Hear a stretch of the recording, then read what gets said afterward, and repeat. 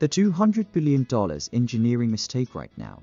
The bridge you drive over or the building you work in is being eaten alive by a silent, microscopic enemy that costs years more than the entire budget of NASA and the FBI combined. We aren't talking about hackers or terrorists, we're talking about a tiny chemical reaction that turns strong iron into orange dust. And most cities are just hoping it doesn't snap today.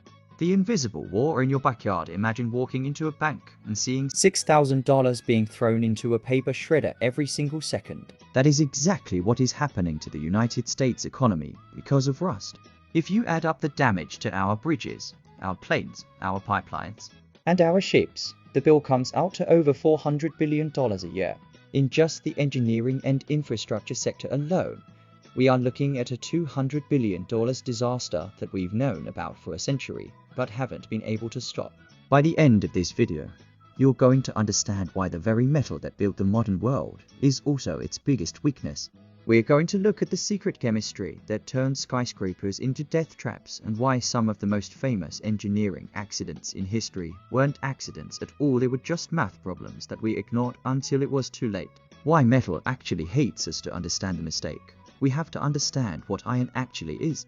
Think of iron like a person who is forced to move to a city they hate. In nature, iron doesn't want to be a clean, shiny beam in a bridge. It wants to be iron ore, a messy mix of iron and oxygen buried deep in the ground. When humans take that ore, blast it in a furnace at thousands of degrees, and turn it into steel, we are basically forcing the metal to be pure. But the second we put that steel outside in the rain, it starts trying to go back to its natural state. It wants its oxygen back. This process is called oxidation. When iron, oxygen, and water meet, they have a little party that creates iron oxide. That's rust. The problem is that rust is a cancer for engineering. The expansion trap. When iron turns into rust, it actually grows. It can expand up to 6 times its original size. The internal explosion. Imagine a steel bar inside a concrete pillar. If that bar starts to rust, it expands and pushes against the concrete from the inside. Concrete is strong, but it can't handle pressure from the inside out. The concrete cracks, chunks fall off, and suddenly your solid pillar is crumbling like a cookie. The Silver Bridge, a lesson in too strong to fail. Let's talk about a moment where this iron and era reached a breaking point. It was December 15, 1967, in Point Pleasant, West Virginia. The Silver Bridge was a beautiful structure crossing the Ohio River. It was unique because it didn't use wire cables. It used Ibar's massive steel links that looked like giant bicycle chains. The engineers who built it were proud. They used a new type of high-strength steel. They figured since the steel was so strong, they didn't need a lot of backups. They built it with non-redundant design. That's a fancy way of saying, if one part breaks, the whole thing goes down. The error, a tiny crack, only 0.1 inches deep, formed in one of those steel links. You couldn't even see it with the human eye.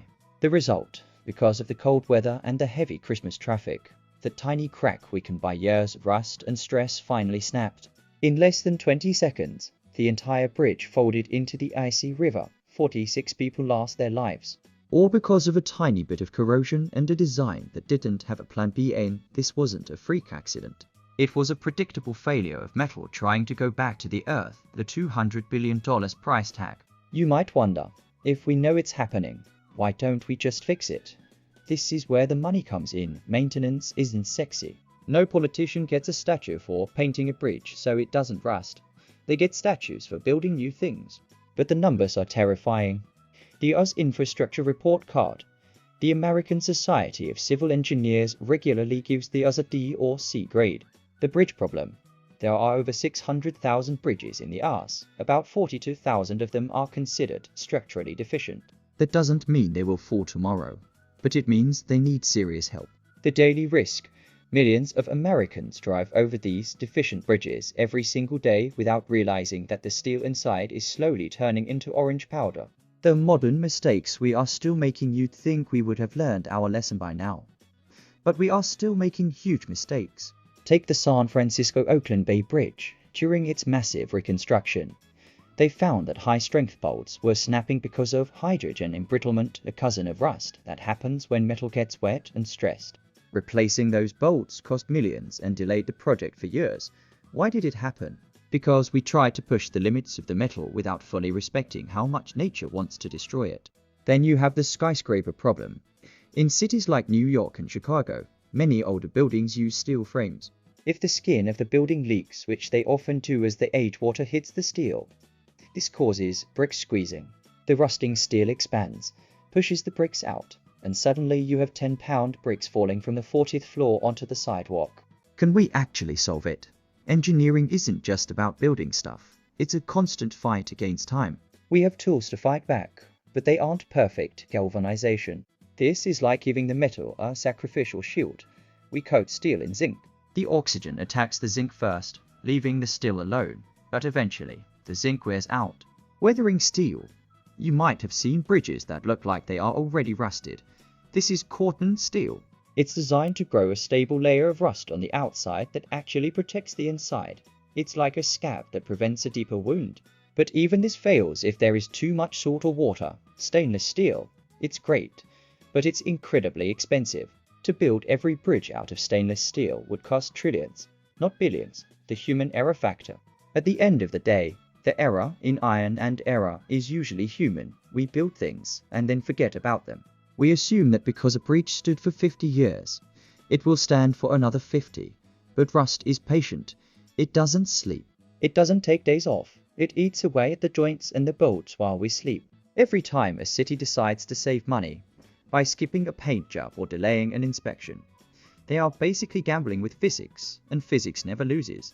The $200 billion we lose for rust isn't just a number on a spreadsheet. It's the cost of our own neglect. What happens next? We are entering a dangerous era. Most of the major infrastructure in the US was built in the 1950s and 60s. Those structures were designed to last 50 years, if you do the math. We are currently living on borrowed time. The next few decades will be a massive test of engineering. We either have to spend the money now to clean, coat, and replace our aging iron, or we have to wait for the next silver bridge moment to remind us why rust is the most expensive mistake in history. The next time you're stuck in traffic on a bridge, look at the railings, look at the supports. If you see that orange-brown flake, you're looking at a $200 billion mistake in progress.